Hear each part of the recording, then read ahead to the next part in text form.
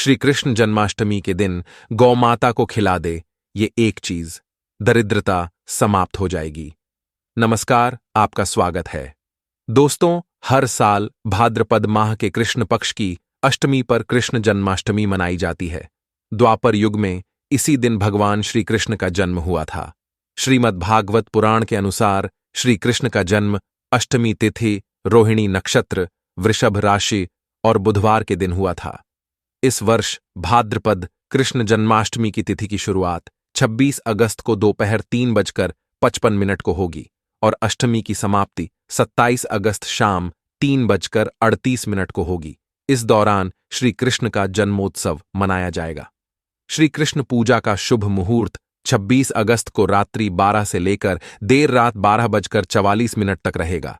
दोस्तों, भगवान श्री कृष्ण को गौ माता से अत्यंत लगाव था, इसीलिए जन्माष्टमी के दिन गौ माता की सेवा जरूर करनी चाहिए और गौ माता को कुछ चीजें अवश्य खिलानी चाहिए। खासकर इस दिन आप ये एक चीज जरूर खिलाए, इससे आपके जीवन से दरिद्रता समाप्त हो जाएगी।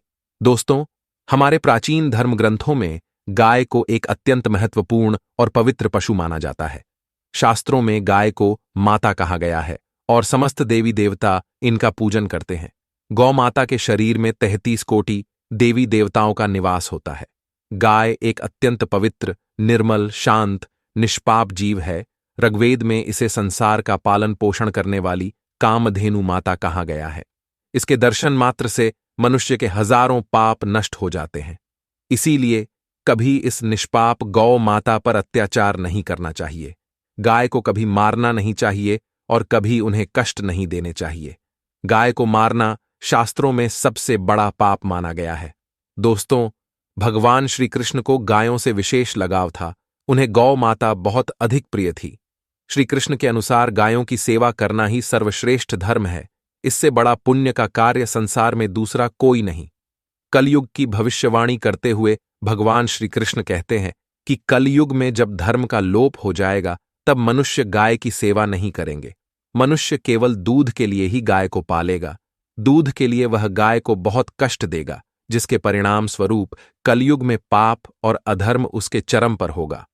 कलयुग के अंत का लक्षण बताते हुए श्री कृष्ण कहते हैं, जब संसार से गायें समाप्त हो जाएंगी तब कलयुग का अंत होगा।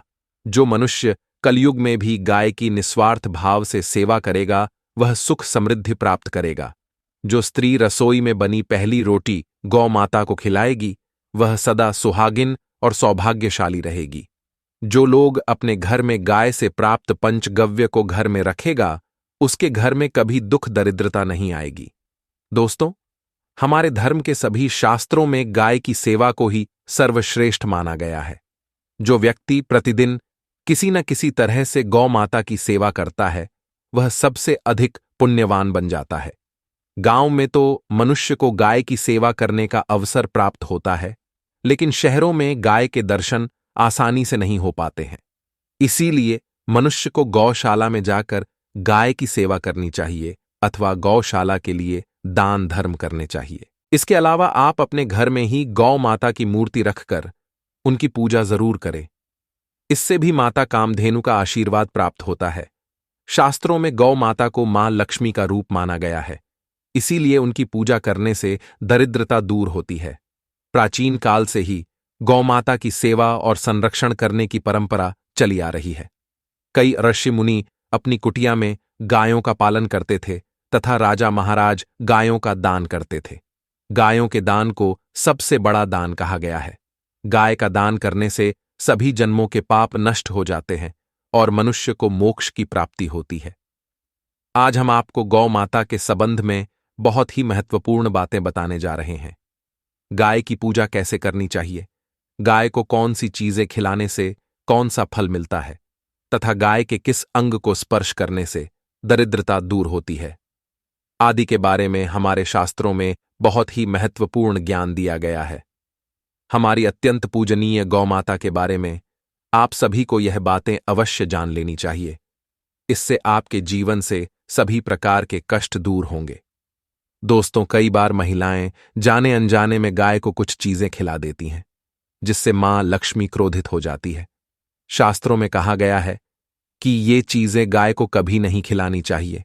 इससे मनुष्य के जीवन में दुर्भाग्य आता है और उसे किसी भी कार्य में सफलता नहीं मिलती है। तो चलिए जान लेते हैं गौ माता के विषय में महत्वपूर्ण नियम। सबसे पहली बात है दोस्तों, गौ माता के दर्शन करना बहुत शुभ होता है।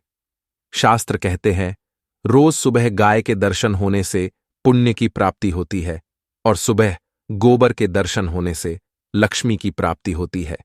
अगर किसी महत्वपूर्ण कार्य के लिए जा रहे हैं और अचानक ही गौ माता आपके रास्ते में आ जाती है तो वह कार्य निश्चित ही सफल हो जाता है। किसी भी यात्रा पर निकलते समय अगर गौ माता के दर्शन हो जाए तो वह यात्रा सुखपूर्वक पूर्ण हो जाती है, इसमें संशय नहीं है। ज्योतिष शास्त्र के अनुसार कुंडली में यदि पितृदोष होता है तो अन्य उपायों के साथ साथ गौ माता को प्रतिदिन रोटी और घास खिलाने से लाभ होता है और पितृदोष से मुक्ति मिलती है। इसी तरह कुंडली में यदि शनि की 7.5 या महादशा है तो हर शनिवार और अमावस्या को काले रंग की गाय को घास या रोटी खिलाएं और उसकी पूजा करें, इससे शनि दोष कम होता है। गौमूत्र यानी कि गाय का मूत्र बहुत ही उपयोगी, पवित्र और स्वास्थ्य की दृष्टि से अत्यंत हितकारी होता है। आध्यात्मिक दृष्टि से तो गौमूत्र का महत्व है ही, साथ ही वैज्ञानिक और स्वास्थ्य की दृष्टि से भी गौमूत्र के बहुत से लाभ बताए गए हैं। गौमूत्र में बहुत से खनिज पदार्थ और स्वास्थ्यवर्धक तत्व होते हैं जो हमारे शरीर की शुद्धि करते हैं और बहुत से रोगों से भी बचाते हैं। साथ ही गौमूत्र छिड़कने से वातावरण में शुद्धता और पवित्रता व्याप्त हो जाती है। इसीलिए हमारे शास्त्रों में शरीर को निरोगी रखने के लिए प्रतिदिन गौमूत्र का सेवन करने तथा घर में गौमूत्र छिड़कने के लिए कहा गया है।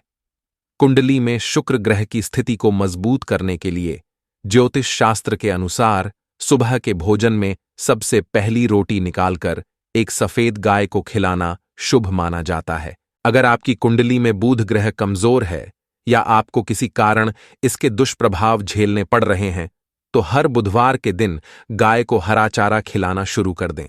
इससे बुध से जुड़े दुष्प्रभाव दूर होंगे और आपको तमाम समस्याओं का हल मिल जाएगा।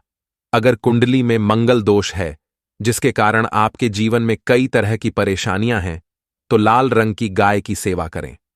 मंगलवार के दिन गाय का पूजन करें और उसे गुड़ और चने आदि खिलाएं।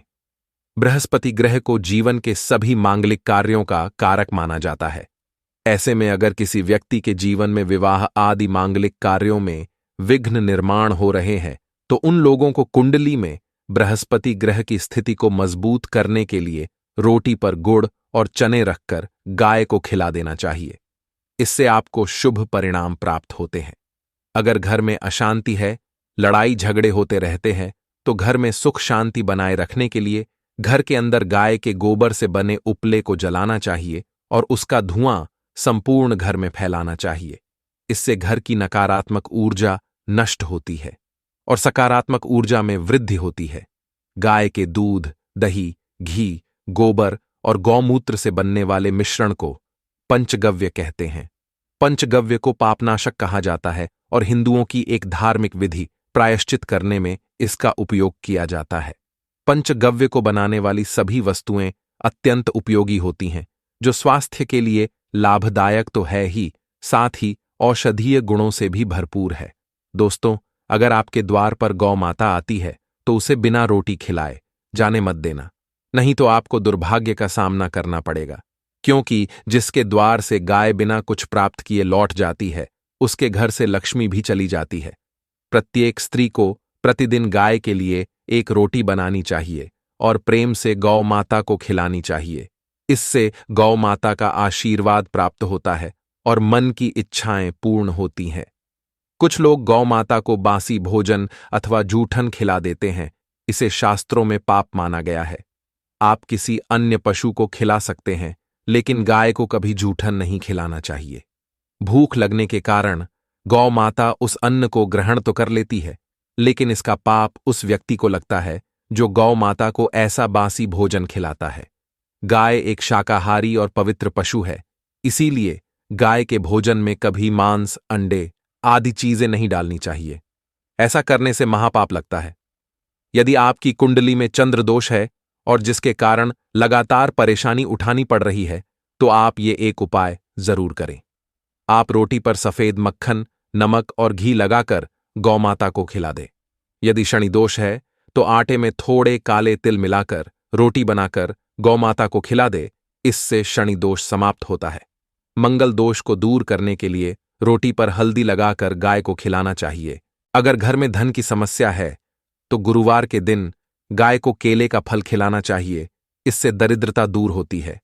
दोस्तों, गौ माता के पीठ पर एक उभरा हुआ कूबड़ होता है। उस कूबड़ में सूर्य केतु नाड़ी होती है। जब भी आपके द्वार पर गौ माता पधारे, आप इस कूबड़ को एक बार जरूर स्पर्श करें। इससे आपके जीवन से सभी दुखों का अंत होगा और धन संपत्ति की प्राप्ति होगी। शास्त्रों में कहा गया है, जो मनुष्य तन मन धन से गौ माता की सेवा करता है, वह मृत्यु के बाद वैतरणी नदी को गौ माता की पूंछ पकड़कर पार कर लेता है।